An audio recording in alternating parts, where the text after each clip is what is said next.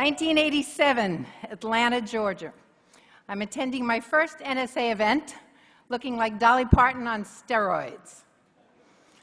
I never met a sequin I didn't like. In fact, I'm convinced if I wasn't born a girl, I would definitely be a drag queen. NSA wasn't the all-inclusive association back then as it is today, and so when I showed up at that event, nobody really spoke to me. There were no first-timers receptions. There were no XL groups, XY groups, whatever groups those are.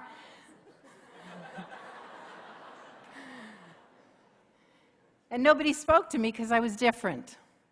Not different because I had an accent or ethnic diversity or physical challenge, but different because I was flamboyant and I was outrageous and I didn't fit in. Well, I had a mother who always told me, you know, in a world when everyone's trying to fit in, it's really good to stand out. She told me and gave me permission it was okay to be me, and so that's all I ever knew how to be.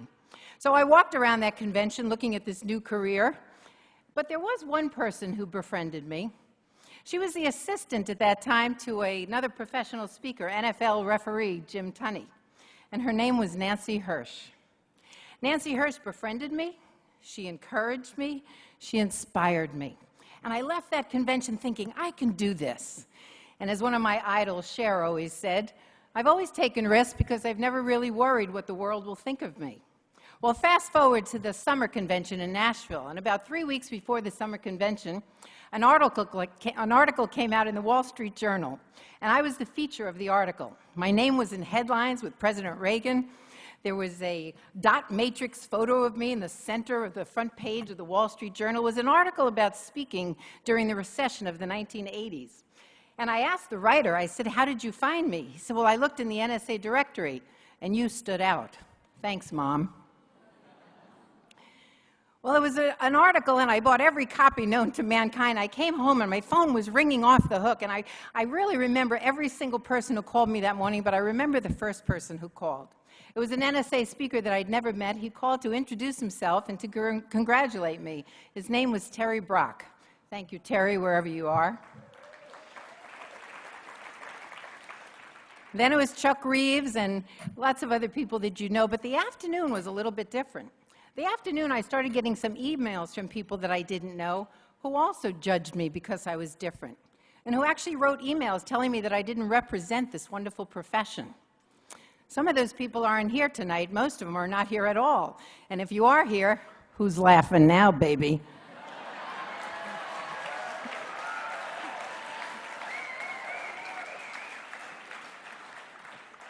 Well, I went to that convention, too. Still, nobody really talked to me, but they were talking about me. Well, I walked around that convention, and fast forward to today, to this wonderful, caring, sharing association that it's become, this all-inclusive, helping everyone association, and the people who've helped me that I'm so proud to know, 2 of them standing right here, and so many of others, the rest of you. But there's a lot of unsung heroes that you don't know about that also helped me to get here today, and I'm so proud and honored that 20 of them have flown from the East and West Coast to be with me tonight. And I want to take a moment to honor them if you'd let me. And I want to reflect backwards because I kind of look at my life in quarters. When somebody once said, why quarters? I said, well, if it was third, I'd be in my last third. I didn't like the way that sounded. So if I look in quarters, I'm only in third quarter. And I chose to live in Chicago, Illinois. I've been involved with Vistage International, as you heard, for the last 18 years as a speaker, and I also chair 3 of these executive groups, and I love this organization. And I'm so honored tonight that I have with me past members of my group, current members of my Vistage group, 2 Vistage speakers, 1 Vistage chair, and a partridge in a pear tree. No.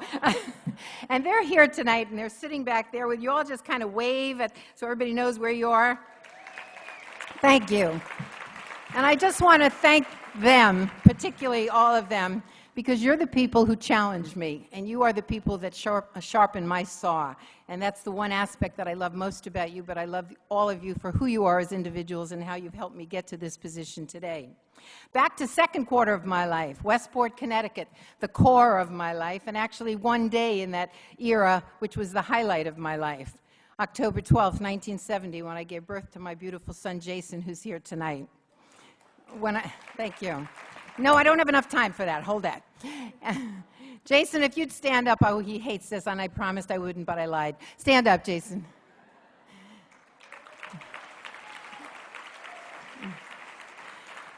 When I looked into those beautiful baby blue eyes when I gave birth to you, I made a promise to myself that you were the reason to be, and you were my inspiration for living the life I've led, and I hope I am your inspiration for leading the life that you want.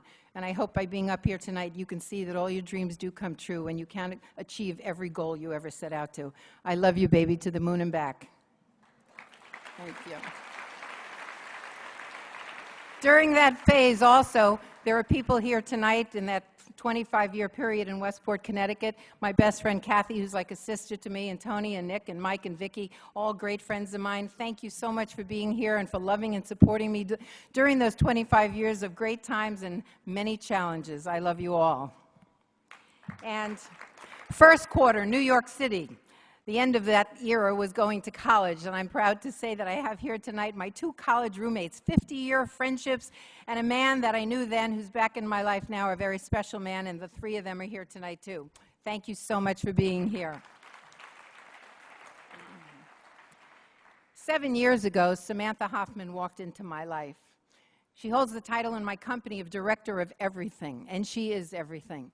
She's probably the greatest director anybody could want in their business, but she's also everything else to me. She's a friend, a confidant, an advisor, a shoulder to lean on, an ear to listen to.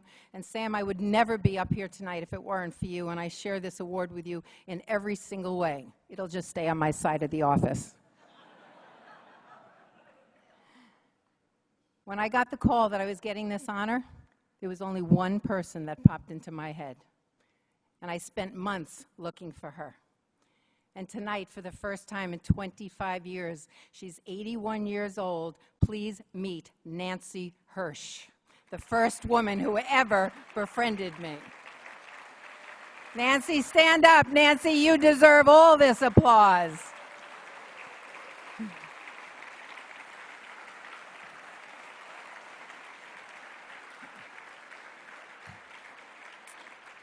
So I hope all of you meet your Nancy Hirsch during this convention that you have.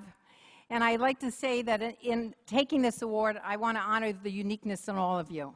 And I want to encourage all of you to be different and to bring out that uniqueness and to be who you are. As another one of my idols, Dolly Parton, said, find out who you are and be that on purpose.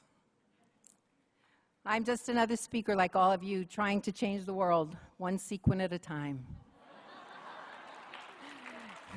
I leave you with 2 profound thoughts that I've learned along the way. Number 1, if you wear enough pretty lipstick, sparkly jewelry, and great shoes, no one will notice the size of your ass.